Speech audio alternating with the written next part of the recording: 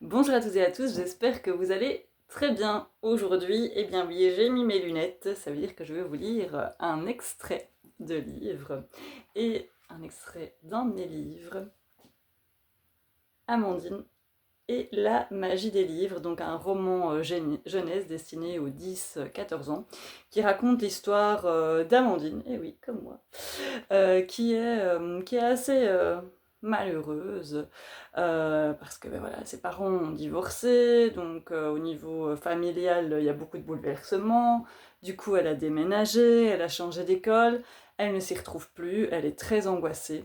Et pour échapper à toutes ces angoisses, elle va lire de plus en plus, et des choses fantastiques vont lui arriver grâce à la lecture directement ou indirectement. Mais il y a aussi quelque chose qui va lui arriver, c'est qu'elle va avoir des fameuses migraines à force de lire. Elle va avoir besoin à un moment de lunettes. Et donc elle va aller non pas chez un ophtalmologue, mais chez l'optimisticien. Donc je vous montre comment ça s'écrit. Je ne sais pas si ce sera bien clair ici sur la vidéo. Et c'est un de mes passages préférés, donc je vous lis une toute petite partie de son entretien avec ce fameux docteur, son rendez-vous chez l'optimisticien. L'église n'était pas loin de l'école. Une fois passé la grille, il suffisait d'emprunter la rue juste en bas. À droite se trouvait le funérarium et à gauche le cabinet d'ophtalmologie. J'optai pour le second, bien entendu. J'étais trop jeune pour le premier, et mon billet n'aurait pas couvert le coût d'une visite de ce genre, de toute façon. En dessous du numéro 33 était indiqué Sonner et entrer. Plus bas encore brillait une jolie plaque. Docteur Alfred Langlois, ophtalmologue diplômé. Deux grands yeux ouverts y étaient illustrés. Je remarquai que cette plaque se transformait selon l'angle de vue, si bien qu'après avoir sonné et poussé la porte d'entrée, j'aperçus brièvement Docteur Alfred Langlois, optimisticien diplômé. Les yeux me décochèrent un clin d'œil. L'atmosphère de la salle d'attente était extrêmement différente de celle de son confrère, le docteur Cujas. Premièrement, il n'y avait pas un chat. Deuxièmement, la pièce était exclusivement blanche et noire. Les murs et les poufs cubiques étaient blancs, le plafond et le sol noirs. Toutes sortes de dessins au crayon étaient affichés au mur. En m'en approchant davantage, je constatai qu'il s'agissait en fait d'illusions d'optique. Et j'avais l'impression d'être dans l'univers de Charlie et la chocolaterie, l'un de mes romans préférés, de Roald Dahl. Je n'eus pas le temps de m'installer que le parlophone invisible, noir sur fond noir, bien entendu, m'invitait déjà à entrer en même temps que la discrète porte blanche, blanche sur fond blanc, évidemment, s'ouvrait au bout de la pièce. Je me dirigeai prudemment vers la porte. Plus je m'approchais, plus je distinguais des faisceaux lumineux et colorés de l'autre côté. On aurait dit que j'allais pénétrer en plein tournage d'une scène de Star Wars.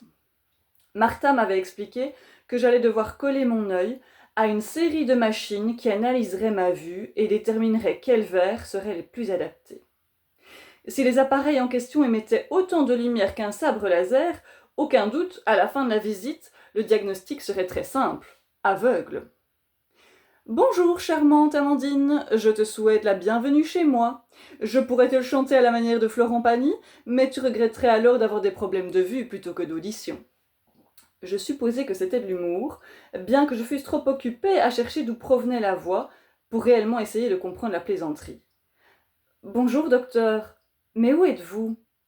Et si tu ne parviens pas à me voir, c'est qu'effectivement ta présence ici est bien utile. Et pourtant, tes deux yeux m'ont l'air grands ouverts. Concentre-toi. J'observai la pièce de haut en bas et de bas en haut. De gauche à droite et de droite à gauche. Jamais je n'avais vu un tel endroit si lumineux, coloré, éblouissant et loufoque. Quel contraste par rapport à la salle d'attente bicolore. De drôles de machines occupaient tout l'espace. Mais c'était très différent de ce que m'avait décrit Martha. Je distinguais aussi une panoplie d'objets et d'accessoires en tout genre. Un chapeau haut de forme, posé sur une superbe cheminée en marbre, où crépitait un feu qui était soit artificiel, soit réel, impossible de le savoir. Une grande et majestueuse bibliothèque, des valises de toutes sortes, des boîtes de toutes les couleurs et de toutes les formes imaginables, des rubans aussi, et même des vêtements, ou plutôt des déguisements, sur une patère. J'avais l'impression de me trouver dans l'antre d'un magicien ou dans une boutique de loisirs créatifs. Alors, tu m'as toujours pas repéré, n'est-ce pas? Non, pas encore. En effet, le docteur n'apparaissait toujours pas dans mon champ de vision, mais à vrai dire, j'en avais presque oublié de le chercher. Bon prince que je suis, je vais t'aiguiller à l'aide de quelques indices. Oui, bonne idée, merci. Dans la pièce, qu'est-ce qui est le plus coloré selon toi? Difficile de répondre à cette question, vu le décor bariolé du lieu. Je me plaçai au milieu de la pièce et tournai lentement sur moi-même, apercevant alors une boule à facettes, d'où émanaient les faisceaux lumineux. Je la désignai au docteur. Première erreur, jeune fille, et premier trouble important de la vision détecté. Tu n'es pas le centre du monde, ma chère, navré de te décevoir. Si l'unique point de vue valable était le tien, cela signifierait que tu es le centre de l'univers. Il y a certaines choses que tu verrais, mais tu en manquerais certainement plein d'autres. Voilà. Je m'arrête là. Donc un extrait d'Amandine et la magie des livres. C'est mon premier roman jeunesse publié aux éditions Bande à part. Donc il est commandable dans toutes les bonnes librairies, il est aussi dans certaines bibliothèques, donc si vous ne l'achetez pas, il y a moyen de le lire.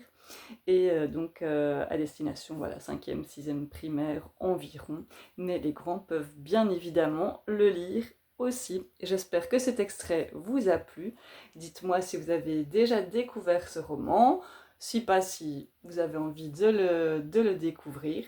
N'oubliez pas non plus de mettre un petit like, un petit cœur sur cette vidéo, de la partager et de vous abonner à ma chaîne si ce n'est pas encore fait. Voilà, je vous souhaite une bonne journée, bon après-midi ou une bonne soirée. Je vous fais des bises et je vous dis à très bientôt.